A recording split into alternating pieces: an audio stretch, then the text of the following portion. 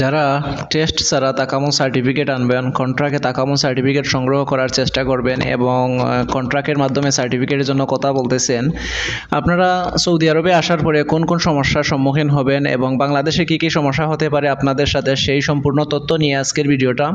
তো আমরা আশা করি আপনারা যদি আজকের ভিডিওটা দেখেন তাহলে কন্ট্রাক্টের মাধ্যমে সার্টিফিকেট সংগ্রহ করলে যতগুলো সমস্যা হবে, কোন কোন সমস্যা হইতে পারে এবং কী কী হইতে পারে আপনার সাথে, সেই সবগুলো প্রশ্নের উত্তর পেয়ে যাবেন।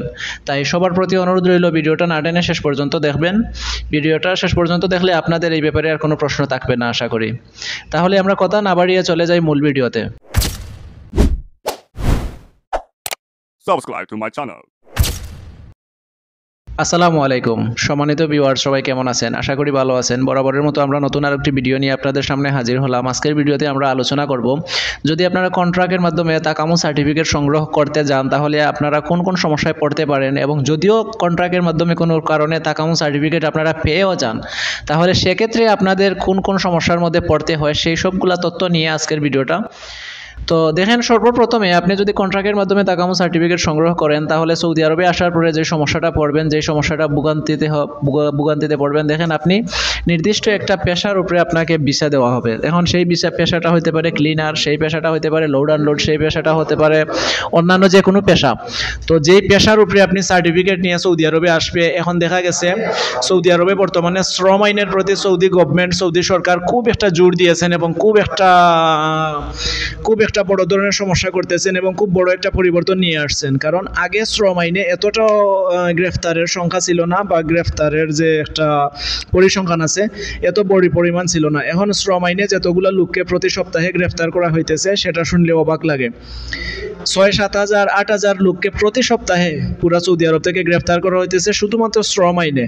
অর্থাৎ শ্রম আইন বলতে আমরা বুঝি, আপনি আসছেন এক পেশায়, দেখা গেছে আপনি আসছেন একটা ভিসায়, একটা পেশায়, ভিসাতে লেখা আছে লোড আনলোড, অথচ আপনি বাইরে গিয়ে অন্য কোনো কাজ করতেছেন, অন্য কোনো পেশার সাথে জড়িত আছেন বা অন্য কোনো পেশা নিয়ে আপনি ব্যস্ত আছেন, এমত অবস্থায় আপনাকে পুলিশ আটক করলে দেশে পাঠিয়ে দিবে।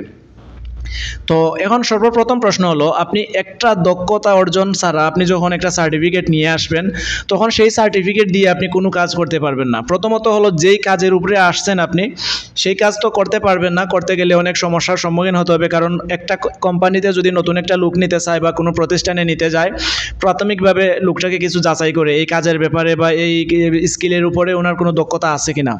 যখন দেখবে আপনার কোনো দক্ষতা নাই তখন আপনাকে ওই প্রতিষ্ঠান কাজে রাখবে না, আপনার তাকামু সার্টিফিকেট থাকা সত্ত্বেও আপনাকে কাজে রাখবে না। 2 নম্বর সমস্যাটা হলো, আপনি যখন কয়েকটা কোম্পানিতে আবেদন করবেন, 7, 8টা 10টা প্রতিষ্ঠানে আপনি আবেদন করবেন, যখন আপনার চাকরি হবে না তখন ওইদিকে কিন্তু আপনি বাংলাদেশে 4 থেকে 5 লক্ষ টাকা ঋণ এবং ধার দেনা করে আসবেন। এমত অবস্থায় আপনি যখন 1.5, 2 মাস, 3 মাস চলে যাবে, কাজ সব ম্যানেজ করতে পারবেন না, তখন আপনি মোটামুটিভাবে একটা ডিপ্রেশনে চলে যাবেন। 3 নম্বর সমস্যা হলো, আপনি যেই কাজের উপরে আসছেন সেই কাজ ছাড়া যদি আপনি অন্য কোনো কাজ, যেই কাজ আপনি পারেন, হেল্পার অথবা লেবার, ওই ধরনের কোনো কাজ আপনি করেন, এমত অবস্থায় যদি আপনাকে পুলিশ ধরে, অর্থাৎ যেই কাজের উপর আপনি আসছেন, যেই প্রতিষ্ঠান বা যেই পেশার উপর, ওইটা ছাড়া যদি ভিন্ন কোথাও আপনি কাজ করেন, সেক্ষেত্রে আপনাকে ইকামা থাকা অবস্থায়ও দেশে পাঠানোর সম্ভাবনা থাকবে বর্তমান পরিস্থিতি বা সিচুয়েশনের উপর। তো এই গেল সৌদি আরবের প্রবলেম। তো এই 3টা প্রবলেম ছাড়াও আরও অনেকগুলো সমস্যা আছে যেটা আপনি অদক্ষ অবস্থায় তাকামু সার্টিফিকেট সংগ্রহ করে সৌদি আরবে আসলে এই সমস্যাগুলোয় পড়তে পারেন। এখন কথা বলবো আমরা বাংলাদেশে কোন ধরনের সমস্যায় পড়তে পারেন। দেখেন, বর্তমানে বাংলাদেশে তাকামু সার্টিফিকেটের অফিসিয়াল যে রেট সেটা হলো $50, যেটা আমাদের বাংলাদেশ টাকায় কনভার্ট করলে 8 থেকে 8,500 টাকার মতো আসে। তো যখন আপনি কন্ট্রাক্টে করতে যাবেন সেক্ষেত্রে আপনার 40 থেকে 45,000 টাকা ট্রাভেলস এজেন্সি আপনার কাছে দাবি করবে। এখন সর্বপ্রথম সমস্যা হলো, আপনার টাকা লাগতেছে 4 থেকে 5 গুণ বেশি। 2 নম্বর সমস্যাটা হলো, আপনি যাইতেছেন অবৈধ প্রসেসে যাইতেছেন, কোনো দক্ষতা ছাড়া আপনি একটা সার্টিফিকেট নিতে চাইতেছেন। সেক্ষেত্রে আপনি বাংলাদেশের যে আইন আছে সেই আইনীয়ভাবে আপনি পড়তে পারেন ঝামেলায়, পড়তে পারেন হয়রানিতে। 3 নম্বর যে সমস্যাটা সেটা হলো, যদি এই ব্যাপারে আপনি যে কন্ট্রাক্টের মাধ্যমে সার্টিফিকেট সংগ্রহ করতে চাইছেন, এই ব্যাপারে যদি তাকামু সার্টিফিকেটের বোর্ড কোনোভাবে জানতে পারে তাহলে আপনার পাসপোর্ট এবং ফিঙ্গার ব্লক করে রাখবে, কোনোদিন আপনি আর সৌদি আরবে আসতে পারবেন না। অর্থাৎ সৌদি আরব আপনার সারা জীবনের জন্য আসা বন্ধ হয়ে যাইতে পারে।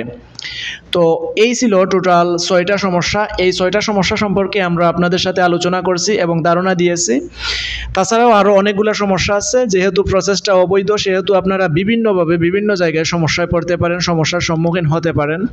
তো এই ব্যাপারে যদি আপনাদের কোনো প্রশ্ন থাকে, আপনারা আমাদের ভিডিওতে কমেন্ট করবেন, আমরা যথাসময়ে আপনাদের প্রশ্নের উত্তর দেওয়ার চেষ্টা করব। এবং পরিশেষে যদি ভিডিও থেকে আপনি বিন্দু পরিমাণ উপকৃত হয়ে থাকেন, তাহলে ভিডিওটা লাইক করতে ভুলবেন না।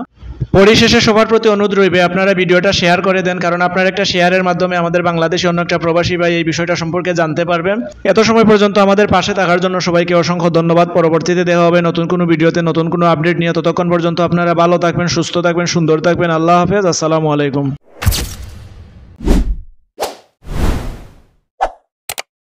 Subscribe to my channel.